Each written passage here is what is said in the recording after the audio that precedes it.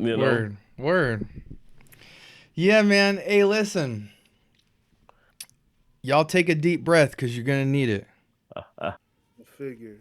I figured, man. Okay. Good thing I brought the praise towel just in case. You know what I'm Yeah, saying? yeah, Praise yeah. the This is time. where you need the anointing oil, everything. All right, so I'm going to just dive straight into it. We are live. Had to What's get in the going spirit. on? Hey, keep them spirits nice. No, What's no, going right? on, party people? Welcome to the Frag Effect. Listen, man, the brethren are here. The three bald amigos, right? Oh yeah. um, we got a nice, exciting show. The boys are on edge because I've basically said, get ready, something to that effect, because we're playing a Oh yeah. game today. And I hope everybody's doing well out there. I really hope you guys have been enjoying the pod so far. It's really just a way for you guys to see into our world and how fragrance is affecting us on a weekly basis, and to also give you guys some stuff to listen to because I think this stuff is interesting. So it's kind of like we throw it out there like a grenade and hope something sticks to you if it does. Right. And so before we dive into revealing to these gentlemen what we're going to be doing tonight, why don't you introduce yourself to the people, starting with Gator? Hey, what's going on, Fragrance family? It's your man Gator, better known as the novice nose out here in these fragrance streets. Chappie Sinclair to the informed. You know what I'm saying? What's going on, Fragrance family? Good to be here. You already know, man. You already know what's good, my people. It's your boy Kick Griffey back in the building. I'm here with my boys, and we about to get into some shenanigans. Thank you guys for having me. Yeah. Let's get into Absolutely. So, all right, guys, here's the reveal. Y'all ready? Oh yeah. it. Let me set the stage with my little intro. So, there is no secret to FragComm that the community is quite divided. Just like high school, everybody's got their own interests, their own clubs, their own things that they fancy. And so naturally in FragComm, we see a lot of niche brethren, niching. We see a lot of clone brethren, cloning. We see a lot of designers, designing. We even see the gossipers gossiping, right? Yeah. We see the superstars starring True. and everything in between. Oh yeah. And oftentimes, even in the podcast format, the same kinds of people hang with the same kinds of people. And it is a lovely little sword fight of ego stroke that comes Yes. with these groups that get made and the energy that surrounds them. It's not all negative. A lot of it's great and good and necessary. But that has inspired this episode today, which I'm going to call Bridging the Bias. Mm. So we are going to play a game, and my hopes by the end of this game is to simply affirm all voices. And we're going to do it with a simple game because I could go and give you guys a memoir, but quite honestly, I already have. It's running live right now as we speak. So check them out. Yeah. But I wanted to, a lot of times it's not about trying to, we can't give you everything in one episode. This conversation especially is so large. You really have to look at different pieces of the game to understand what's going on and what impacts what and what role you play in it. But I have a game that I think is going to further emphasize the validity of every corner of FragComm. But let's start with the main three. So here's my game, guys. I am going to give you guys 1 minute to pick 2 fragrances. Okay? And we are going to do this for 3 rounds for a total of 6 fragrances from you guys. But in total, it will be 18 let's see, 2, 4, 6 times 3, 18 total fragrances that will be shown to the audience. You will only be responsible for 6. Okay? I'm going to read you guys a prompt, then I'm going to set a timer, and you are responsible for grabbing 2 fragrances in that round. I will tell you what to talk about them as far as the point of grabbing them, and then we will move on to the next round, and we got 3 rounds of that.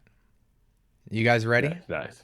Oh, yeah. And I intentionally am going to push you guys to use your brain. Now, this will either be extremely easy or you might just fold. But I'm here for all of it, and so is the audience. So, without further ado, again, this is... We cannot fold. You cannot fold. So, again, the topic of this is bridging the bias. And the main biases that we see exist mainly within the realm of clone, designer, and niche culture in fragrance. So, my first prompt is this. Many people believe that clones are a waste of time, a waste of money, and a waste of your consideration. You have 1 minute to grab 2 fragrances from your collection, clone fragrances, that would change their mind. The timer is set. You guys have 1 minute. Go. Boom, boom, boom, boom, boom, boom, boom. I don't even have to get up and go very far. Nope, nope, nope, nope, nope, nope.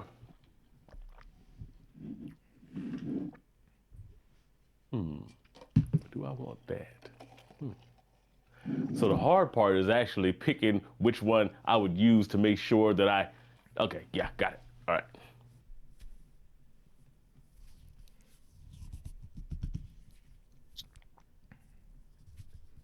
That's done.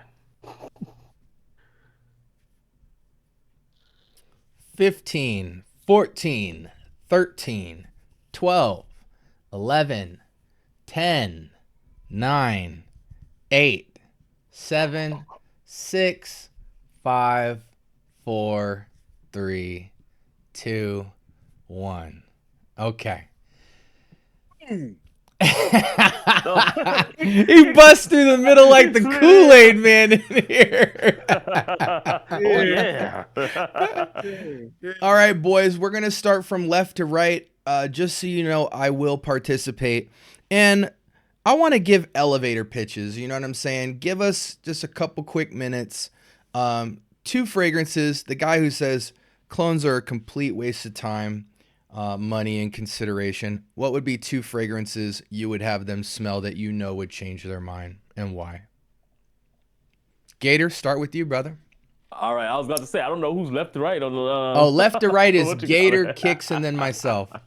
Gotcha. All right, so I'm going to start this one out, man, by actually go over 2 newer fragrances to the collection, man, and I think that these 2 would actually change some folks' minds. So, first one I want to go with, man, and known by the bottle, beautiful scent inside. This is Notes Jazz from Fragrance World. Now, this fragrance is actually inspired by Goldfield & Banks' Silky Woods. Very nice interpretation of that fragrance. I do find that this one comes off a little bit fresher, but the blend quality is definitely there. The ingredients quality is definitely there with this one. You get that nice woody, bourbony, vanilla vibe that you get on this here as soon as it intros, man. This smells amazing in the air. And not only that, this thing, as it kind of goes into the dry down, gets a little bit fresher, a little bit more of a beautiful sillage as it kind of like floats around you, man. This is gorgeous, super good on longevity as well. I'm getting somewhere in the range of about 9-10 hours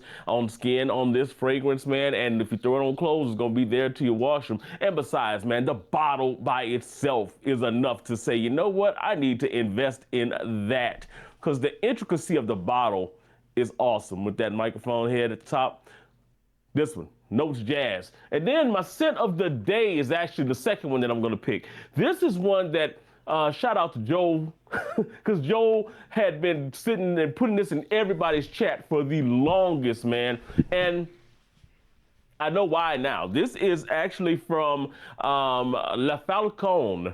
It's called Risala Autograph. This Mm. bottle is another one that's kind of an intricate bottle here, but this is actually inspired by Roja's Isola Blue.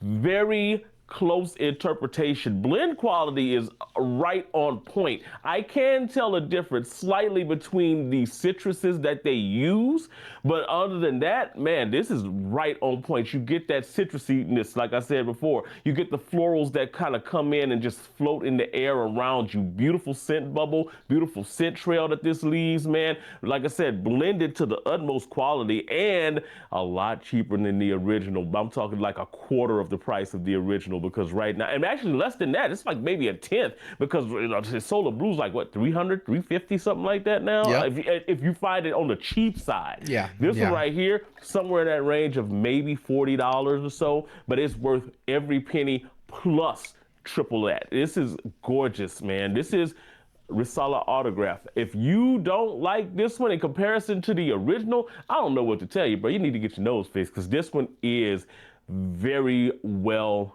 done, man. So those are my two. Excellent. And I'm glad you showed those because those are two fragrances I don't think much of the community. I know people have spoken about it, but it's definitely not, kind of like your flagship clonery that you're typically used to seeing. So, and Risala is a Right. great house. I just started getting some Risala in myself. For all you guys out there who are like, man, SB hasn't talked about a clone in forever.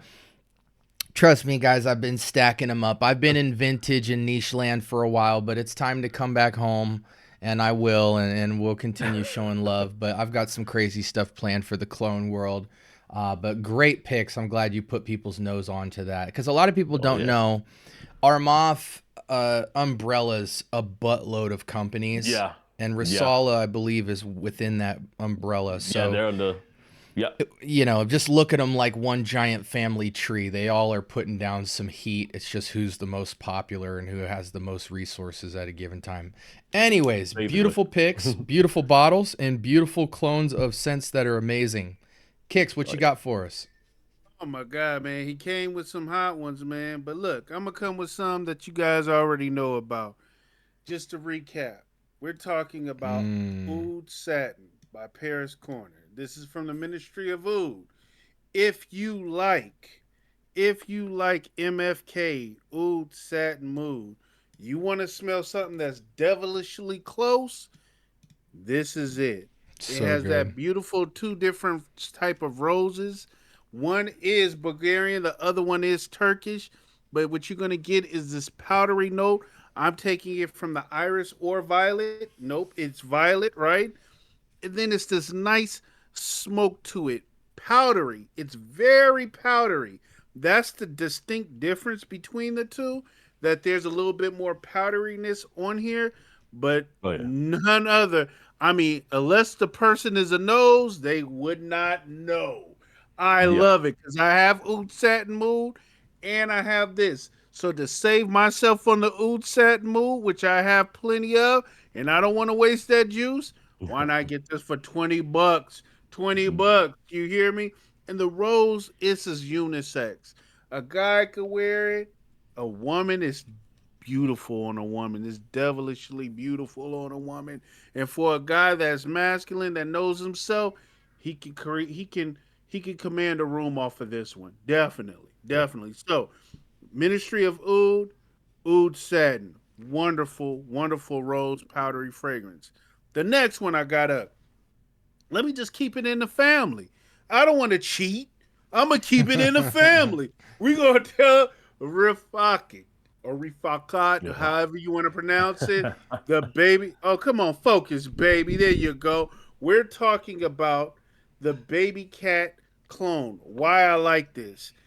It has a beautiful pepper vanilla with this smoke and this oud in it. Now listen, a lot of you guys I know, a lot of you guys have not smelled the OG baby cat.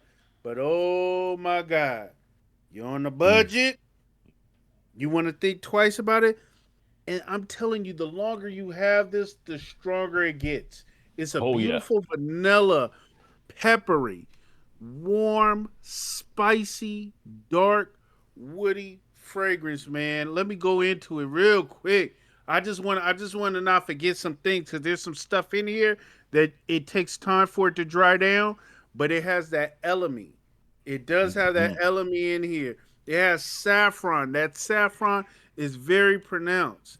The vanilla in this is amazing. All of these mesh together. Believe me, it's not a one to one, but you talking about devilishly close, and you talking about, oh, I don't like clones. Smell this, wear this, and then you tell me if you don't get the same, if not close results as far as compliments and standing out. Rafaki, Paris Corner. Beautiful. Those Oh are yeah. my picks. And I'm gonna fly through the excellent picks. I couldn't agree more. And Oud Satin is one of those ones where, you know, when people tell you to go get a clone, a lot of times you're just happy if it can get you there, right? And Yeah, but Oud Satin is a fragrance where you put your nose to it and there's a wow factor to just Yeah. how Yeah. masterfully close they got. Not just the Yeah. scent. Sometimes you get the scent, you don't get the weight. And that's a fragrance where it has Yeah. the weight, it has the scent, it has the mood completely down.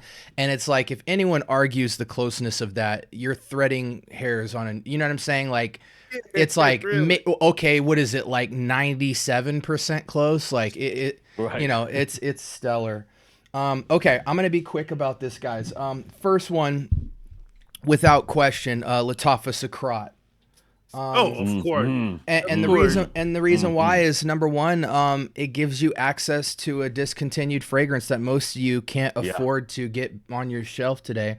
Um, it's innumerable how many people who love Profumo I have showed this to that didn't even know about this, even though it's readily available in most Burlingtons and things like that. I showed this to them and they go, "Oh my gosh, I never even knew this existed," and then they get back in the wheelhouse of this. I wish more people would talk about this because this DNA is the most wearable, the Yeah. most I wearable. love it. Yeah. I love it. I love And it. so if anyone is docking the quality of clones, there's nothing synthetic, there's nothing cheap about this. Yeah. If anyone is docking accuracy, this is one of the most accurate I have seen, period. Yeah. And I give it more kudos because what it's trying to clone is not easy. Right. So that Yeah. also matters. It's like it's not how many times you fought, it's who you fought. You know what I'm saying?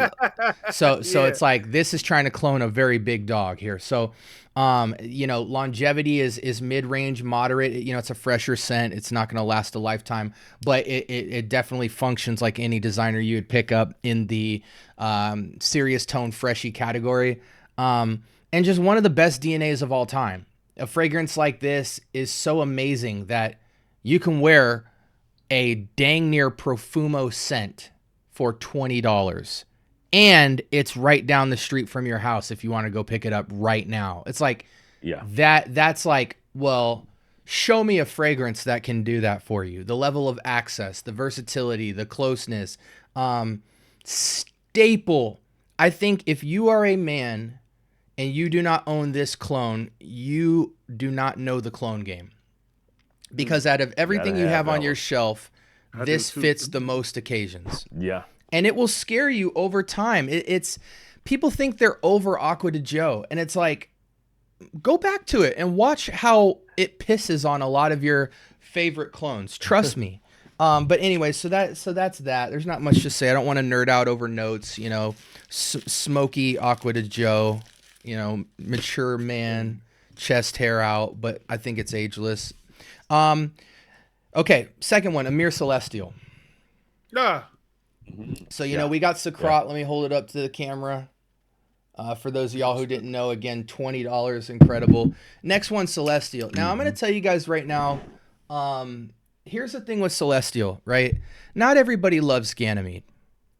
In fact, I think Ganymede, in terms of my own personal survey, half the men that I talk to, north of 30, either absolutely love it or it's just not their tea. Yeah. So the reason I'm picking this clone in terms of answering this question is to the value of what Celestial is it represents clone's ability to not just copy scents, but to copy texture and fragrance. Yeah. There's not many scent profiles out in the world itself that do what Ganymede is doing. Ganymede is a very unique, almost like, you know, you can smell Aqua di Gio a mile away because it's carved its identity out in FragComm permanently.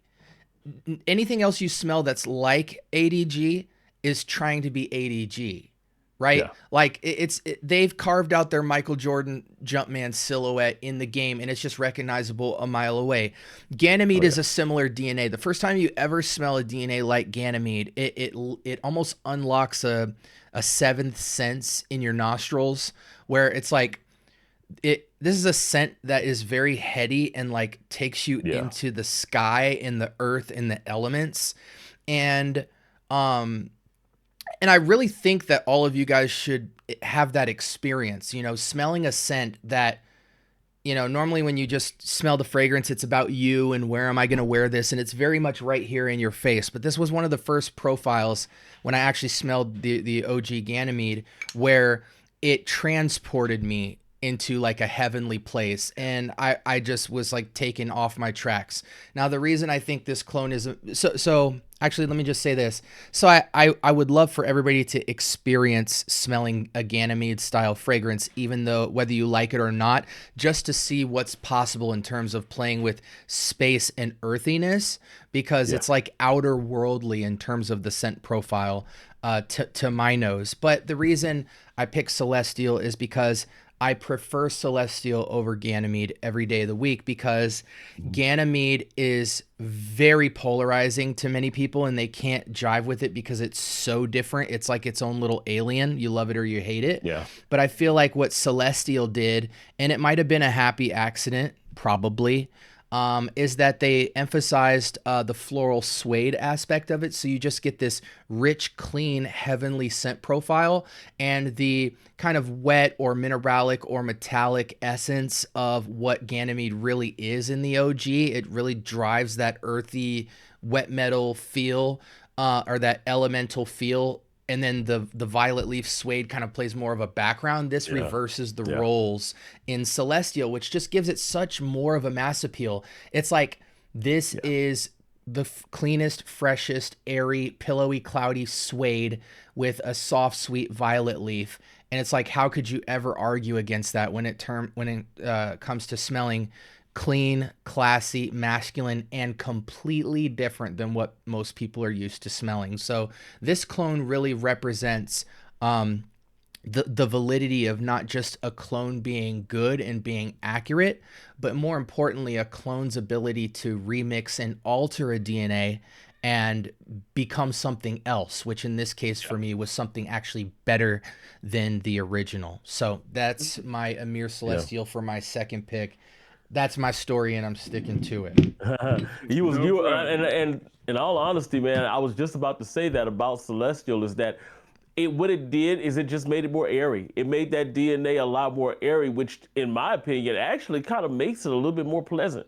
You know, I mean, you don't get me wrong, Ganymede's nice. I'm one of those people who actually is a fan of it. But I think that Celestial will definitely, it just kind of opens it up. It almost feels like it becomes a little bit more diffusive. It just kind of opens up that fragrance into a different level there. It almost makes it a little bit tad more elegant, a little bit tad more dainty, but it also kind of makes it a little bit more versatile. That's why I feel you on that. I kind of like Celestial a little bit better than Ganymede. You know, Ganymede is an example of when somebody takes an idea and goes too far. Because the people that like Ganymede, the OG, absolutely love it, but they look around and there's only like 10 people around them that agree. You know what I'm saying? Like it's a very small corner of the room. And that's because they really took that profile to the absolute end of the earth and just drove it home and just made it a celebration of the notes that are in that fragrance. But what Celestial did was went, okay, don't get too crazy. Let's trim some things. Let's trim some fat and just kind of take the basic idea and scaled it down. And that's where that reverse roll came in. And so they just made a unique profile more understandable and palatable. Yeah. Which was super necessary because I just thought that DNA had so much potential. Kix, what you got for it? Oh, actually, Man, do you have something to say on that? no, I'm just saying everything you guys said. I was about to say that's why I was quiet. Honestly, it made it more palatable, and for people that are not everybody don't like saffron or the leather or the Yeah. mineralic note in that. So when they did that, they made it just so much easier for everybody to embrace it a little bit more, Mhm. and pretty much did a Rosetta Stone. Pretty much. Hey, I can let you Yeah. speak the language, but a whole lot quicker. Yeah. Yeah, Yeah, so Yeah. that's what yeah. they did. It's And cool. I feel heavenly when I wear this. Like, if I look at my entire collection, there's only about 2 fragrances in my Holy Grail collection that can ignite the same sensory that this does. Yeah. Yeah. And one of them was my memoir, Mont Blanc Presence. This just kind of heady, airy coldness Yeah. and cloudiness. But anyway, okay, let's move to our second one because we got a heck of a show and we're already hitting 26. I want to fly here. So here's prompt 2, gentlemen. Get your engines ready. Many people feel that with the rise in validity and the, let me read this because I might have put it in wrong. Pause. That was a crazy pause. She'll let you know. That Okay. was a little tight. Yeah, Go she ahead, will. bro. Okay. Many people feel that with the rise in validity and the luxury nature of niche, that designer fragrances simply are a thing of the past. So meaning clones, the way they're priced, the accuracy, the fact that there's thousands more clones than designers and they're growing by the fleet. And then on the niche side, they feel like they've got luxury covered. That designer is kind of falling into this weird middle ground that nobody wants to pay for or that people are over with because they don't create fragrances as often enough. And many people are just cash grabbing random flankers and things like that. So this is a conversation about designer. You have 1 minute to grab 2 fragrances that keep you optimistic about the future of designer releases. Ooh, dang. I already know which one. Timer's starting now. And one of them sitting right next to me. Hey, can I do 3 in this round? I'll let you do a quick shout out of a third one. Oh, okay. Good deal. Good deal. Da-da-da. Da-da-da. All right. Just so happened that mine were always kind of near me. This is actually the benefit of having the wall behind me. Yes. Yes. Because I can literally turn around, scroll. It's stream approved. Exactly, man. And this is the slight bit of spectrum in me in this scenario, and I talk about that with my son all the time because my son is into trains and everything, and he's always like put your stuff in a line. So, and I told him I'm OCD very much in that sense, so it's like having everything in like a straight line is just like if you come to my house, everything's straight line. It's so weird, Hey, it's convenient and it looks great. Kix, where you at, man?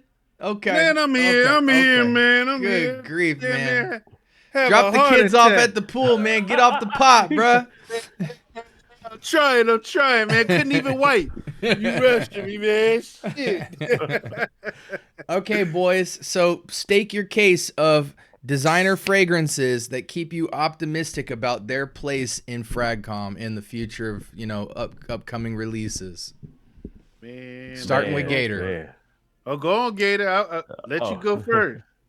Oh man, so there's a couple of them, man, that really have kind of just like ignited something in me when you talk about ignition, man. You know what I'm saying? These are the keys to that ignition right here, bro. Oh wait, that's canceled, so we can't use that. These sparked some interest for me. The first one that I want to go with, man, this is Terre d'Hermes EDP Intense, man. I mean, this one to me comes across more as what people would consider niche than it would be designer. And Hermes, I got to give them credit. They have a tendency to kind of push boundaries when it comes to, what a designer fragrance is. This is really no exception to that. Imagine taking coffee. Imagine taking like a vetiver, a smokiness, and then combining that with lava rock. Like, who smells lava rocks? Who thinks that lava rocks are something that people want to actually kind of tune in and tap into? Lava rocks is the new hot joint, right? But it does that, man, and it does it so well. This is actually a very well done from the top to the bottom. It is a very well done fragrance. When you spray it on, man, it literally obliterates your nose, but it progresses into this beautifully done soft lava rocks with like a licorice backbone, and then it has kind of like these the coffee that's kind of an underpinning in all of that, man. Gorgeous fragrance, especially as it gets into like that hour to hour and a half dry down when a little bit of the brutality comes out of it at the top. Gorgeous, man. And this really restored my faith in what a designer fragrance can be, because it's not just going to be your mass appeal, because this is not what I would consider a mass appealing fragrance, but it is something that had a lot of thought put into it and a lot of care and love put into it. So I'm a really big fan of this one, man. Terre de Mer's EDP Intense. Now, the next one, and I said I was going to do three. I'm going to do two, but I will give an honorable mention to one. The next one, man, I fell in love with this when I got it. This is a new release this year. This is Carolina Herrera's Elixir. 212 VIP Elixir. I see Kicks where he was like, Let me tell you something, man. This fragrance, man, is designer on steroids. What you get with this thing is this black licorice note, right? They take the anise, they took it from the very core of anise, that wood, the very woody nature of that thing. They put it in here so you get that really palatable, soft fruitiness coming in here with that vanilla underpinning in here, and then they add lavender in here to kind of freshen up that profile. I'm getting a little bit of orange blossom when I smell it too, which a lot of designers are using the orange blossom here, but they do it the right way in here to where there's just a little bit to smooth out this thing, to give it a little bit of intrigue as it kind of goes into the dry down. This stuff is also powerful as hell. If you put more than 3 to 4 sprays of this, and you're not even smelling it, you're not even thinking that it's that strong, give it about an hour. And then you gonna realize, bro, I just blew everybody out of the room and I didn't even realize it. Gorgeous fragrance. I see Kicks laughing because you know exactly what I'm talking about. This is gorgeous. As a matter of fact, just smelling it right now off the atomizer, it's just filling the room, but it's a beautiful feel, right? And the sillage on this thing will have folks following you. It's gorgeous, man. 212 VIP Black Elixir. Honorable mention. Got to throw an honorable mention out there. And it's from a brand that people would not expect to be like, oh, you have hope for designers because of that? Yes, this is the new Coach. And I actually have a review up on this one. This is Coach VI. This is not VIP. This is Coach for men. This is Coach New York EDP, right? EDP. Now imagine taking Dior Sauvage, the original Dior Sauvage, and making it more mature. Taking that fragrance DNA and actually giving it a little bit more of a grounding and just giving it a little bit more of a potency to it. But at the same time, allowing it to be even fresher as it goes into the dry down. They actually took that mainstreamish DNA and they took it and made it better and more palatable for like a mature audience. So you're not F-boying around, with the original Dior. It's gorgeous, man. I love this fragrance more than I can actually say, and it's such a grab and go, like you spray it on and it's just, it got your swagger going when you spray it on, man. This actually gave me a lot of confidence that designers ain't dead. They still got a little bit to say, They like Outkast. Coach got something to say, So that's my honorable mention, man. Perfect. He ain't lying. He ain't lying. He ain't lying. Hey, Not at Kicks, all. take it Not from at here, all. man. What's your 2 picks, brother? Man, listen. People want to drown this designer out, and I remember smelling this a few years ago. This is that YSL Loam EDP. Oh my god. Oh my god. You got that Yeah. bitter orange. You got that lavender. And then you got that cognac note to it. Perfect for the fall, winter, early Mm-hmm. spring, evening wear. This is a you guys know the original loan. We should all Mm. love the original loan. Put some respect on it. Right? We're gonna put some respect on it, right? That But fragrance when is you get down to gospel. that, man, when you put on that EDP, you telling your baby, come here, come close to me. This is it. This one right here is the one that made me really say, okay, designers still have a chance. Mm-hmm. Designers still have a chance. This is so beautiful and it works, and I like the way the woods pause when it dries down. It brings it some depth, and that cognac on here is beautiful. Won't make Yeah. love to the track. YSLY, I mean Loam EDP, right? Oh, yeah. Next one. I gave up. I gave up. I said, man, just go ahead, stick a fork in them, and they're done. They're done. And it was Prada. And when they did Prada Black, Mm. when they did Prada Black with that amber, and it's just that bergamot up top. This one right here, you can just throw on, man, and believe it or not, you like, just do something on. But the amber in this and the powderiness in this, man, makes it just so Yeah. peaceful. It's nice, man. I'm in love with the amber on this one. It's just beautiful. It's a beautiful fragrance. I ain't gonna make love to the track. I was counting Prada out before they made this. I'm Uh, like, man, even now I see the new paradigm. I'm like, who gives a f, right? I still don't care about that, right? But when it came down to this, I'm like, okay, all right. So I'm still holding on to hope. I'm still yeah. holding on to hope, and it's fragrances like this one that really kind of make you think and say, "Don't count me out yet." Yeah. So, Prada Black, Amber Lovers, powderiness, bergamot up top. Check it out. That's all I gotta say. That's all I gotta say. Yeah. Excellent. I'm gonna take it home on And this that was an round. aphrodisiac. That Oh yeah. Oh aphrodisiac yeah. in Prada Black, I don't know what it is. I have no clue. Still have not figured it out. It's There's dude, something about that fragrance. it's the gothic nature of it. You know, that fragrance Yeah. is almost like if it was a woman, it would be a dominatrix.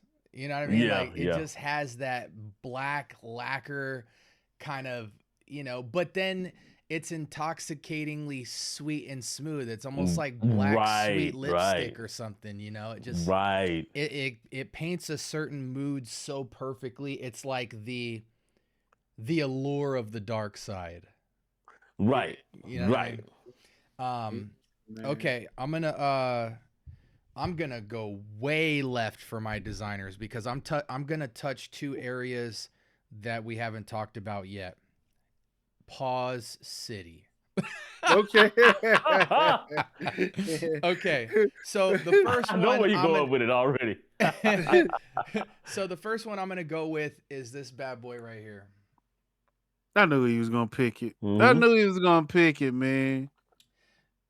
If Oh if yeah. if honestly I didn't even speak and I just went like this, you want to smell it. You want to smell it. Don't tell Oh me yeah. this juice doesn't look like something you don't want to spray on a strip right now and get cracking. Listen, this is Ombre Noir by Lalique, and and it's quite simple. It is a smell that you would never thought could be in a Sephora or in an Ulta Beauty. Yeah. I challenge Yeah. you to find me a scent in either of those 2 retail stores that smells like this. It is daringly brash. Yeah. It is masterfully smooth, and it's very experimental, you know, and it's a $40 fragrance. That's the punchline. Right. Yeah. You know, a lot of people do tobacco vanilla, tobacco cinnamon, tobacco booze, but I don't think I've smelled a fragrance that does what this is trying to do with it. Especially not for $40, and especially not as smooth as they did. It's like, whether you like this juice or not, what it represents is very symbolic of a hope for the future of designer, and more importantly, of the lower end price designer. Sometimes houses are priced low because they're just simply not popular. They're busy elsewhere. They're designer. They make other things. And so is that the perfumer's fault? No. I mean, how many dope rappers are they that just never got the promotion? Right? Yeah. Because the label's working on something else. And I just feel like the House of Lalique is that. I don't know what their reasoning is for stuff, but if you go to their website, all of Lalique's fragrances retail for north of $150. I've even seen fragrances just like this get listed at the $250 to $300 price point, but no one's gonna buy them because of whatever which reason with the name and whatever. But Lalique has been around forever. Started in glass, moved on. Some of the best bottle design in the game in terms of glass work. Yeah. So a lot of their bottles to this day go for several thousands of dollars for their 100 mils. You can't even acquire them unless you're willing to pay, like big exclusive Roja level prices. Right. But the accessibility to get a scent profile like this is just, it's like, well, yeah, if you guys just keep doing stuff like this, I'm going to find something incredible that I will die with. I absolutely love this scent profile. It speaks to me, but more importantly, the creativity of this scent must be respected at the $40 price point. You would never think you would have that this would be designer. Okay, I move on. We'll talk about it later. You guys know how I feel. Now I want to talk about a pocket in the space that no one's mentioned yet, and that is the fact that many designers have an exclusive line. Right? Yeah. And many of the exclusive lines, I'm going to be quite frank with you guys, and I know that this is true, not with Kix and Gator, but more specifically FragComm, because I hear the way you guys talk about fragrances, and more importantly, the fragrances that you mention from a line, and you never mention anything from the exclusive line. And so I'm going to get exclusive with you, because the reality is there's a lot of lines that have triple the amount of fragrances that you've ever seen in the background, and those are some of the goats, and you have no clue about them. Even a house like Mont Blanc. Did you know Mont Blanc has a signature line? If you did, can you name me one of the fragrances from the signature line? I mean, a lot of you can't. And they have some incredible fragrances that are supposed to be modeled to be more niche, more high-end, more for a different upscale crowd or a different age bracket or a different aesthetic. And Chanel's no different, so that's my choice. Coromandel. I knew that was coming. I knew it was coming. I knew when you said the signature line. Guys, let's just be real here, like super real. If none of us showed anything for this round and I just simply held up Coromandel, we could go home.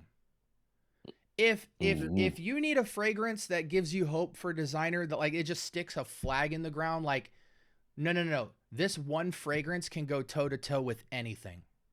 Oh yeah. You show me your favorite fragrance and put it against Coromandel, you will probably lose. It is just the executive suite royalty of perfumery. Yeah.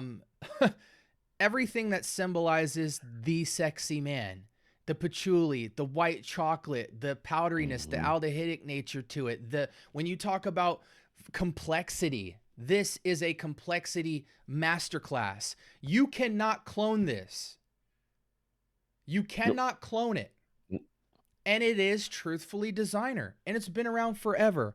This is a fragrance where when you smell it, guys, there's a lot of stuff that truly is just in the shadow of this.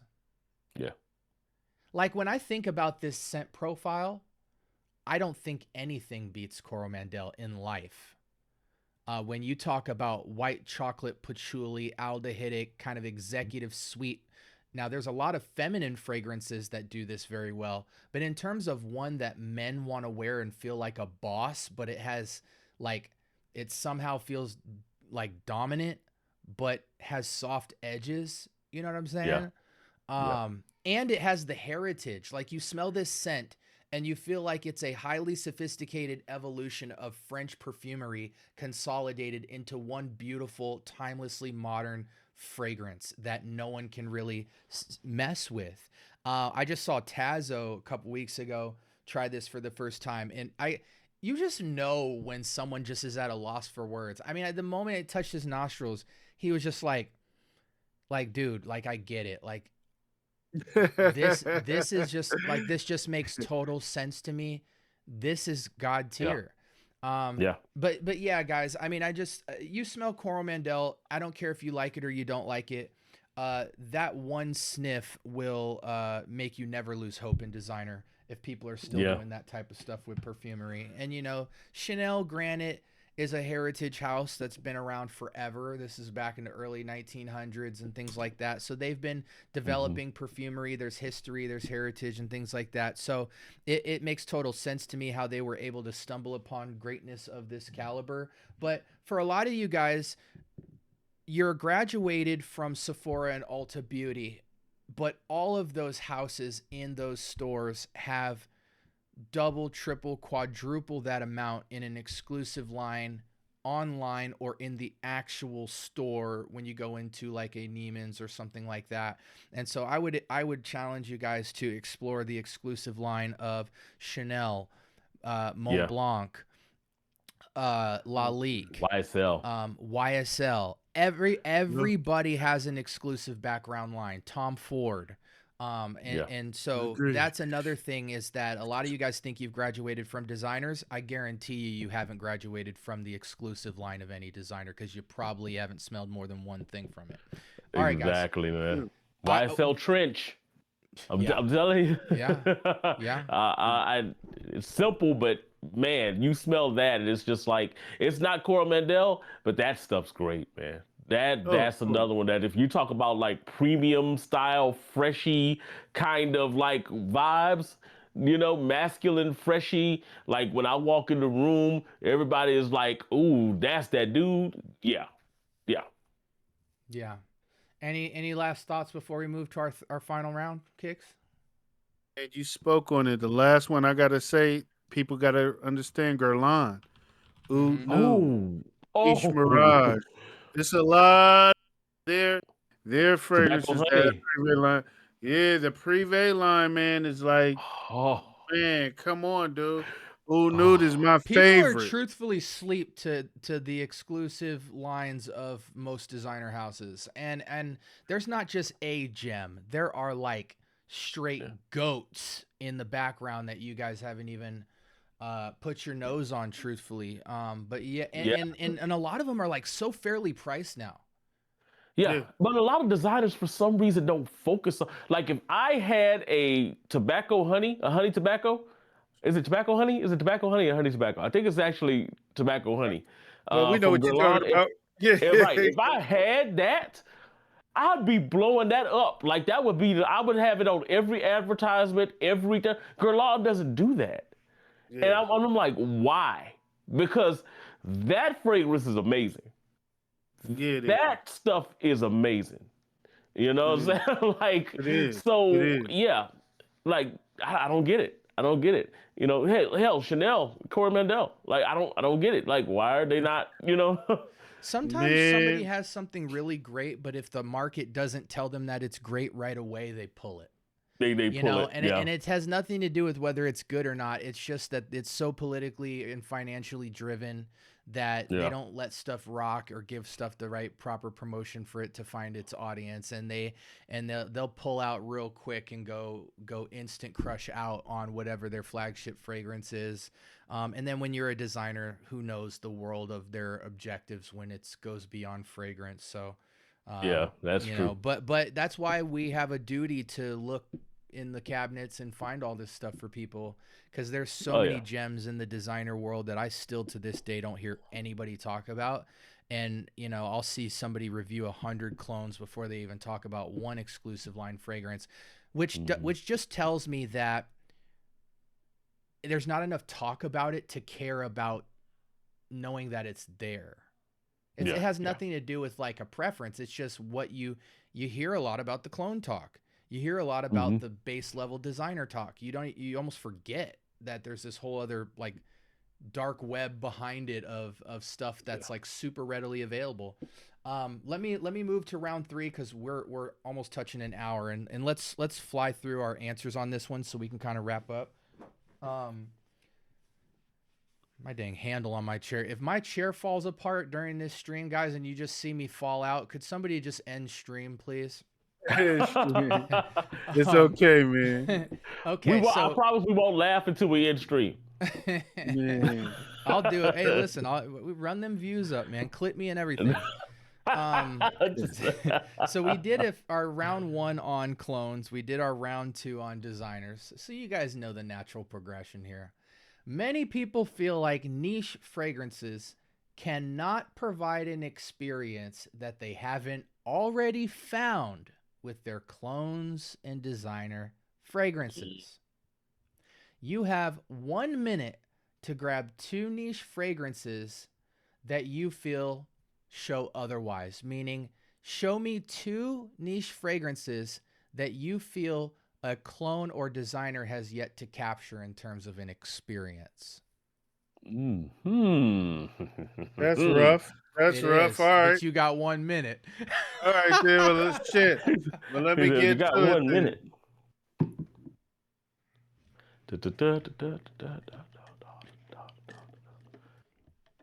And if you guys wonder why SB is I'm not getting up and moving around, it's because right when we started this episode, I had all these show notes and stuff I had to get together, and I had a premiere running for my memoir, and so I already grabbed my fragrances. They're sitting right here. So I low-key cheated, but it is what it is.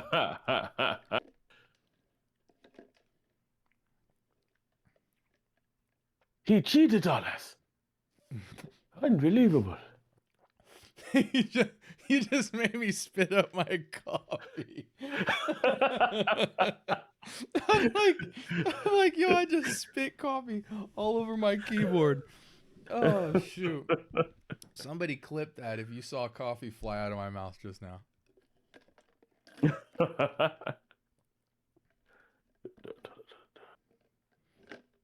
Because I forget you can walk around while talking. Yeah. Yeah, I could actually get a good little walk around going. Ooh. Kicks, you got about 15 seconds, brother. Trying not to make everything I do man Sarah in here because I do love my man Sarah. But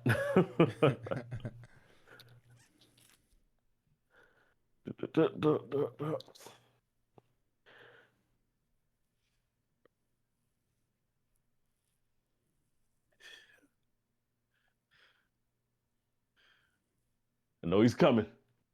Okay, he's here. Man. Hey, man, I tell you what, he hit that phone booth and got out that outfit quick, man. Mr. Flash.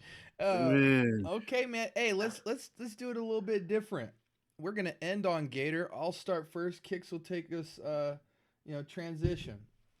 All right, cool. Okay, so, guys, listen. I don't want to mention this fragrance. I don't. I mean, I know you guys are overhearing about it. I just know when I grabbed this fragrance, I was inciting a riot. You guys are over me saying this, but Duty calls. This fragrance is the magic. There are fragrances that smell like this. But why buy them when you have this? Everything you could want from a fragrance this has.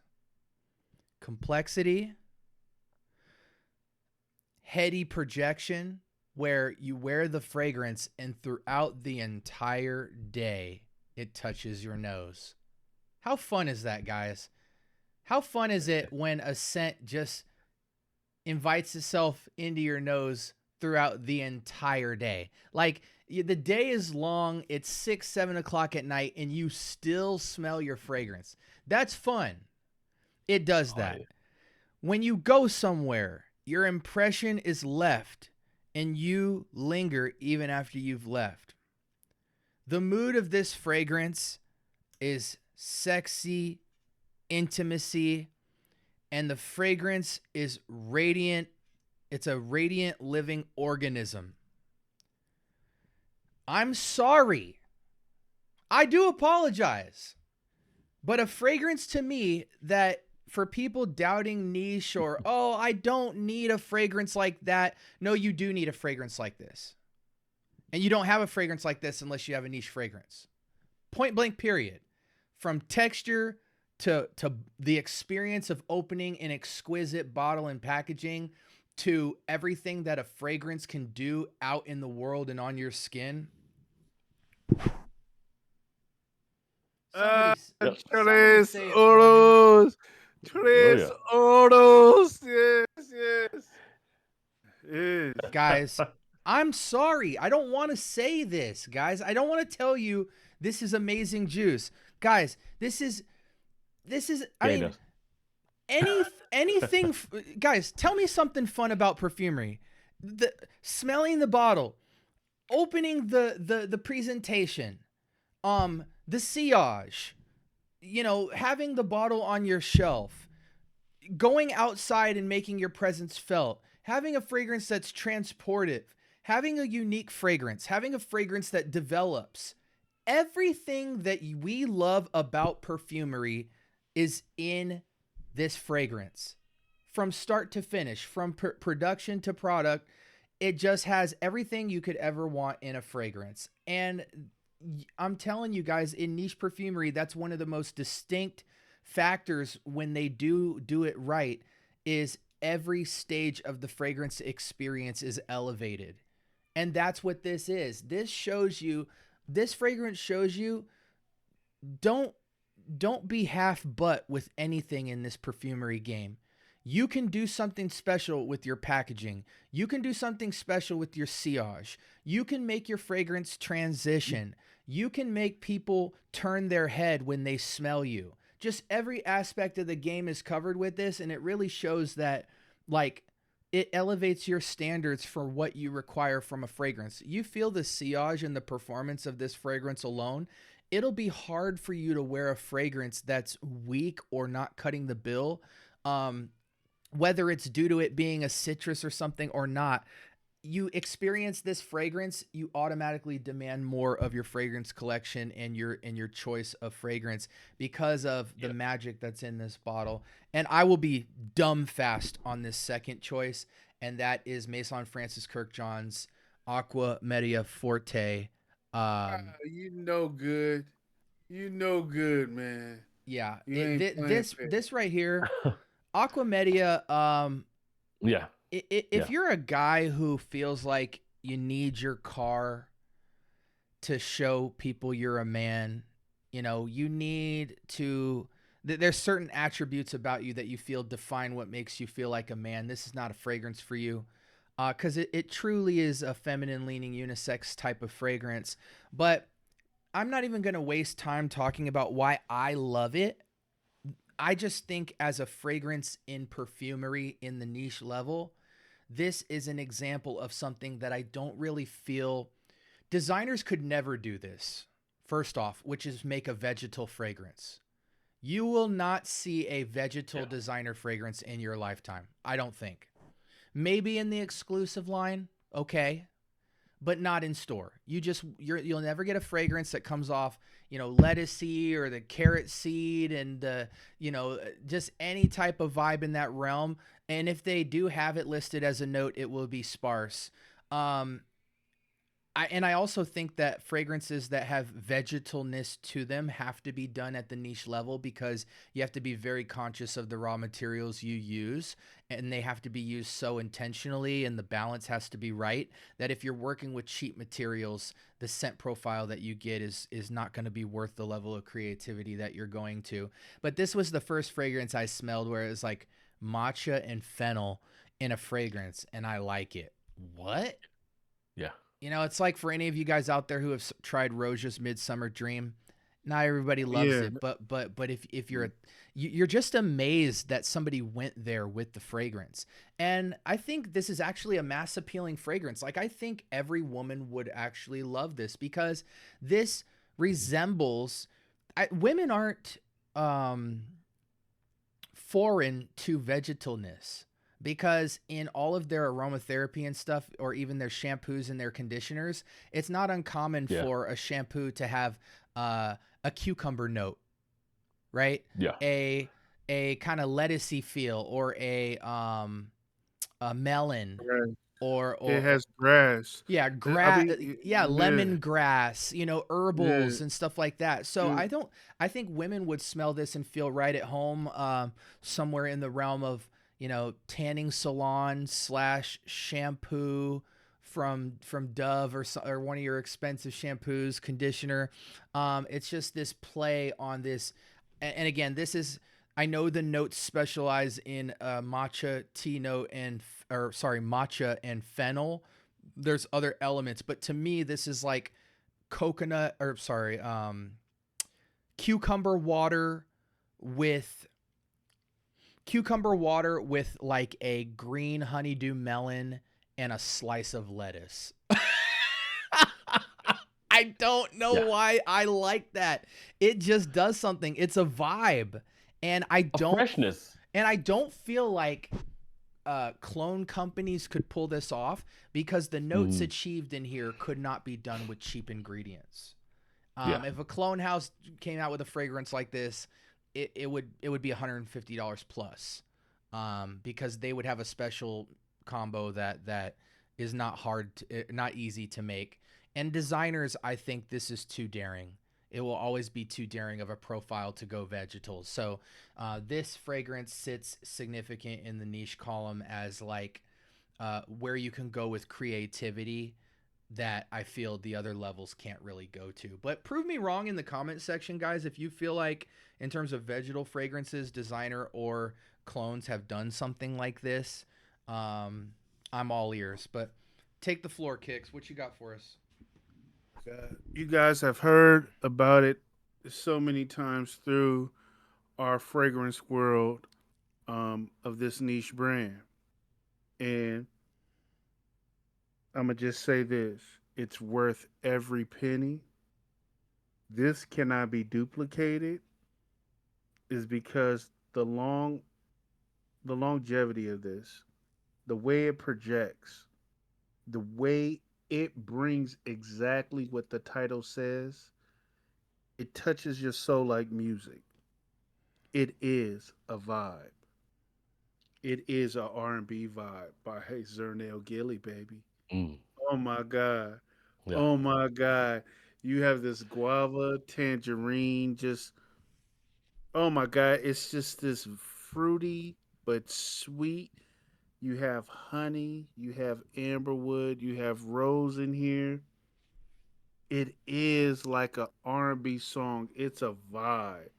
It's a freshness to this, and why this I feel can't be duplicated.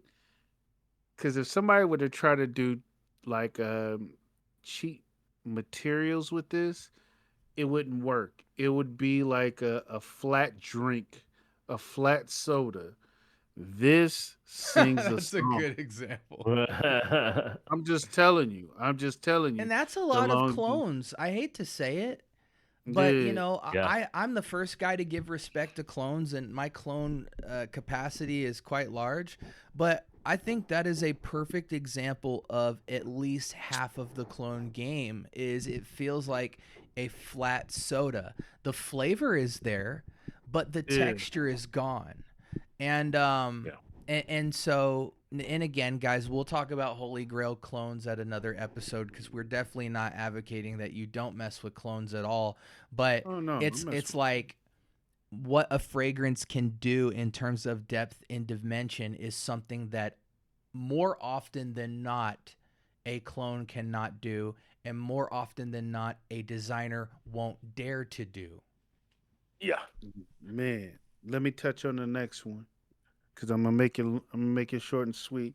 I can't make love to the track because I love both of them so much. It's almost like a threesome. Pause. Forgive me. I'm raunchy. I'm real raunchy, and it's getting late. I'm raunchy. But this fragrance, Arden, Boadicea, Arden, the way that they did mm. rose and beeswax, it takes a Mm. level of perfumery. It takes a level of budget to pull this off. With the two different roses, Turkish rose, regular rose, it got beeswax. It has a nice vanilla hedione. It's just wonderful with a nice woods and musk in here. The labdanum, it has a nice little smoke. This fragrance is hard to duplicate, and I don't see anybody trying to duplicate this. Boadicea Arden did a wonderful job. I haven't seen anybody play with rose and beeswax like that. And you So never here's will. my new, So Yeah, those are my two. Those are my that's two, true. y'all. Amazing choice there. I'm so glad you picked those. Take us Thanks. Oh home, yeah. Gator. Man, and that house, man, is Zerna and Gilly. I Oh got a yeah. discovery kit coming in on that, man, and I'm hearing a lot of good things about that one, man. Especially R&B and shoot, there's another one that everybody's talking about. I like the notes in hip hop sound great, and Yeah, I'm hip real hop. interested in real interested in that. So, man, look, I'm gonna go towards the affordable, but then again, these are kind of fragrances that are still, while they can be labeled as like niche classical at the same time, they do something different, right? And these are fragrances that actually take that whole concept of a niche fragrance and really embrace it, doing something different, keying on something that is familiar but twisting it, right? First one that I'm talking about here is, I wanted to go Mancera. I really did. Because I do Manceras a lot. I like Mancera, one of my favorite niche houses. But when you got this one sitting here in front of you, you cannot pass up on it. This is Aiden Bob Egypt, man. Oh, First off, Aiden Bob Egypt, when you're talking about fougères, when you're talking about grown man-ish, right? This is one of those fragrances, man, the nutmeg, the cardamom, that warmth that this thing gives to that modern fougere style of fragrance. This is a barbershop fragrance taken to the more elegant, more classy. This is that $500 haircut, or maybe even $1,000 haircut. This is that royal haircut type of fougere type of vibe here, man. It's so beautifully spiced, so gentlemanly, man. In the air, this stuff really just has the most alluring scent trail you could possibly have. People, again, this is another one. People will follow you and ask you what you got on, man. It's just that Aiden Bob. That's all. That's all. People do talk about this one a little bit, man, but I don't think they give it the credit that they need to, especially if you're a fougere lover. Listen, Aside from Second Soul, this is probably my favorite fougere that I can remember dropping, man. I mean, don't sleep on Gravitas either, but from Naughton and Wilson. But this one, yeah, man, such dude, a that fragrance beautifully makes you done proud to fragrance. be a grown man. As yeah, man, yeah, That like yeah, like like when you talk yeah, about like when I become a man, this is the man I want to be proudly. yeah, This is that fragrance where you can gladly tell the kids like you ain't grown yet. yeah. yeah. You know what I mean? Basically. Like It's you true. ain't you ain't ready to this Oh is yeah. for grown folk. And I don't mean that in an age way. I mean that in a completeness of self way. Like that fragrance Yeah. just demands being taken seriously to a way where a certain age group would almost look like a joke. Yeah. You know what I Yeah. mean? like imagine 8 and Bob being worn by like a fly little college kid. Like it just Yeah, it's wouldn't not really working. make sense. You know what I mean? It's not working, man. But it's such that it's that grown man vibe with that added bit of sexy. You know what I'm saying? I mean, it's a fragrance for a man who's gonna handle something. You know, Exactly. when you spray that on, you're either at an event or you're at church or you're at a business meeting about to close a deal. It's one of those types of fragrances, you know, that it gives that it's soft but masculine, but at the same time, it just gives that powerful vibe. It's weird to have a fragrance that's as soft as it is. And when I say soft, I don't mean that in the meaning way. I mean that as far as like it doesn't have like a brutishness to it. It's just very soft. It's spicy. It's warm, but at the same time, it has a power behind it. And that's why I love that thing so much, man. Aiden Bob Egypt, that's the way to go, man. I always tell Yeah. people like two things I just want to say real quick before you move to your second one. This is the guy who everybody knows could destroy you in a fight, but he's the nicest guy ever. Like, Yeah. like you know what I'm saying? Like it's the guy who you think you would play with, but everybody knows like, no, look, that guy is the one of the coolest people ever. Don't, please, for the love of God, do Right. not cross him because Right. you don't know what he's capable of, right? And that's what type of fragrance that is. It's like an effortless, it's a power that doesn't have to be shown. It's felt. Right. It's like when Ray becomes Big Ray. Hey, but No. it's been doing it. But what I will say about that one, what I do got to say about that one is that people that aren't fans of fougères, right? This is a modern day fougère that you can Yeah. really embody. It's a gateway. It's a gateway. Yeah. Yeah. It's In one of fact, with a those. fragrance like Hasavat, I love for people who don't understand Hasavat because it just goes a certain direction. I Yeah. love telling people try Egypt, and then it's like, oh no, I really connect with this. It's like it's just it Yeah. to me. There's these certain fragrances that sit in this realm of masculinity and that have this executive man feel where it's like the man you want to be or the man you are proudly. I put Egypt and Hasavat in a similar category. Like that man would Yeah. own those two fragrances, no question, and they would be close to each Right. other on the shelf. But yeah, I just think Hasavat, for some reason, some men can't connect with. I have no clue Yeah. why. I just don't. But because it just makes all the sense in the world with me. I think people just don't gel with oak moss sometimes. That's But, what I was about to say. Yeah. you know, it might be the oak moss, but I've never seen somebody turn down Egypt. I'm looking for somebody to tell me Egypt is trash because I will jump through Right. their phone and slap the dog piss out of them. Right. Because Right. Egypt is the truth. I don't care where you're from. But anyways, I digress. Go ahead, brother. So the next one, man, is I'm not even going to focus necessarily on the individual fragrance. I'm going to actually focus on the house because the house actually has two fragrances that I'm really big fans of, and I think I've showed you guys, y'all too. Everybody out there in FragComm may have not seen these from me, but Kelly and Jones, I gotta say it because Kelly and Jones, as far as like doing something, taking a vibe and embellishing on that vibe, that's what they do. And what's my favorite thing in the world? Tequila.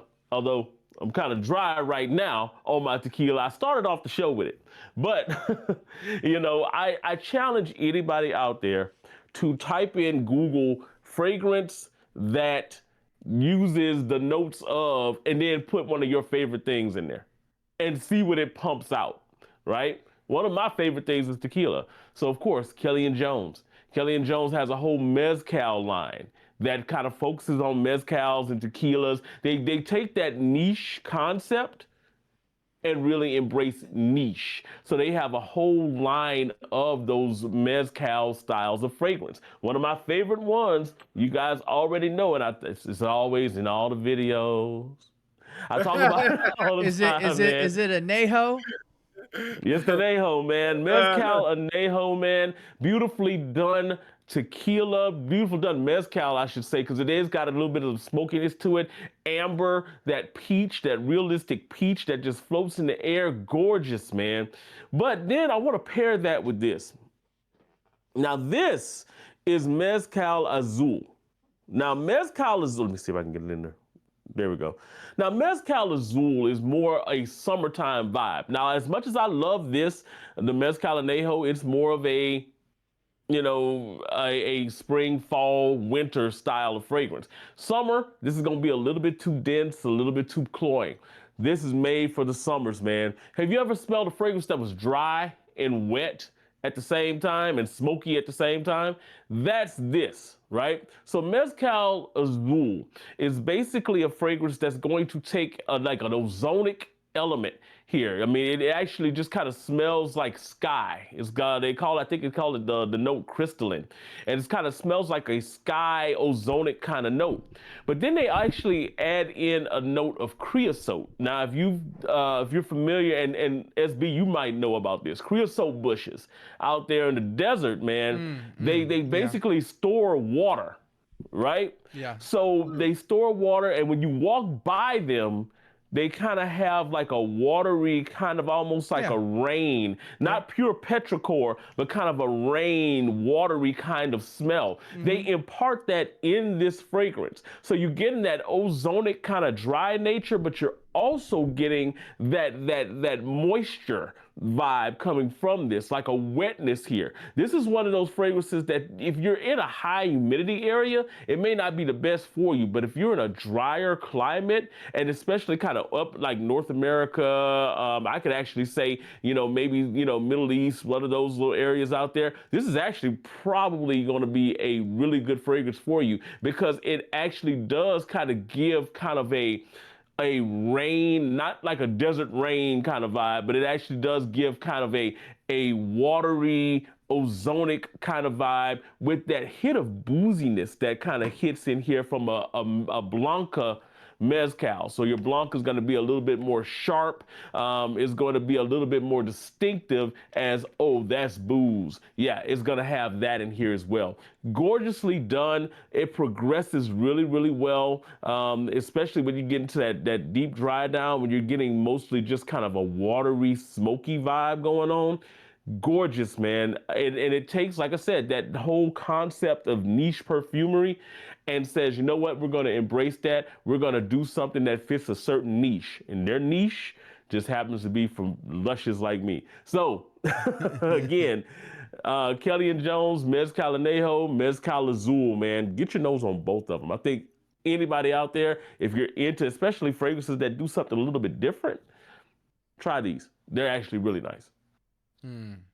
Yeah, and just I have a go ahead, question. please, Question Kicks. for now. With that, they have like a total of like damn near 7 fragrances, and I see that you have. Have you tried the other ones? Yes. So one of my other favorite ones is the Mezcal Roja. It's got kind of like a chocolatey kind of vibe to it, man. It's like a chocolate tequila, but it's like a dry cocoa-y kind of chocolatey to it. I really like that one. The Verde is nice. It's like green Irish tweed if you took some vodka and spray, and put it in there. That one's really, really good as well, man. There's a couple of other ones too, and if you call them out, I can tell you what they smell like. I Yeah, can't remember all the Flora. They names. got Flora. They got Flora. They Flora got is, Blanca. yeah, yeah, Flora's really kind of like a floral. It really embraces the name. It's kind of almost a yellow floral type of vibe going on there. Blanca, it smells like a Blanca tequila.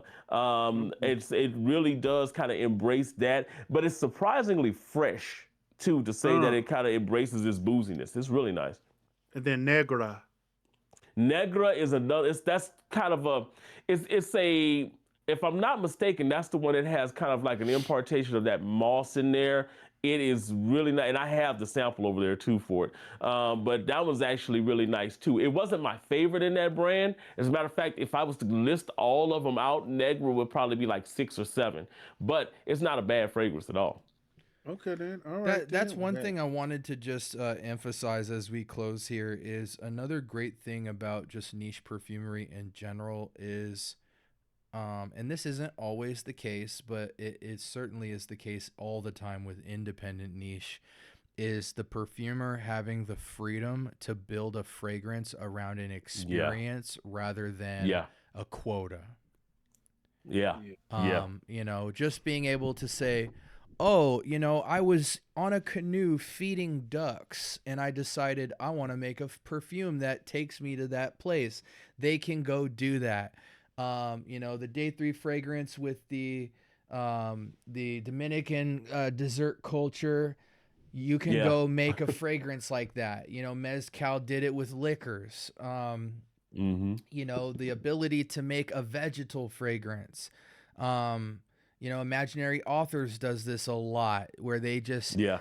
so the ability to not just like the ability to have a unique experience and make a perfume based around it, there's more freedom there. So you can just typically get into some really cool new ideas that are outside the scope of what people typically want to wear. And sometimes Yeah. that's cool too, because you get to see what else is out there. That's what niche can offer and does sometimes. Yeah, and get discovery kits, guys. Like when it comes to like a lot of these niche, because I talk about Kelly and Jones right now, just like Kix was looking at her website just now. Man, you got a whole list, and she's got the discovery kits aren't expensive at all. Day three's discovery kits, you get like a benefit of getting that amount taken off the price of your first bottle when you get the discovery kit. Yeah. I would like to encourage everybody watching this, man. Pick up discovery kits. Learn about some of these new. Don't just listen to us, man. If you see a fragrance house that has some interesting stuff, like I'm into tequilas.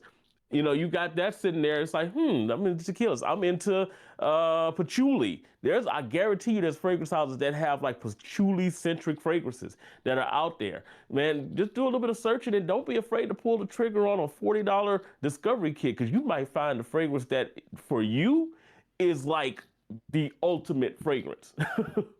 For sure. What's wrong with that? Kix, you got anything for us before I close this out? No, man. I just say, hey, look, this was a great show, man. Oh yeah. Wonderful fragrances, man. Of course, brothers, you guys know I enjoy both of you guys, man. And hey, y'all, leave comments. Let us know there's some fragrances that fit the category that we might have missed that you guys think of. We definitely want to read and see what you guys thoughts are. But yeah, just appreciate it, man. That's about Oh it. yeah. Yeah, guys, please put in the comments because it also helps me with future episodes. And guys, listen, I smell thousands of fragrances. This is no exaggeration, but please tell me if you think I should try something that I haven't considered. I love to get recommendations and go find stuff under the rocks and stuff and be, blown away by different experiences.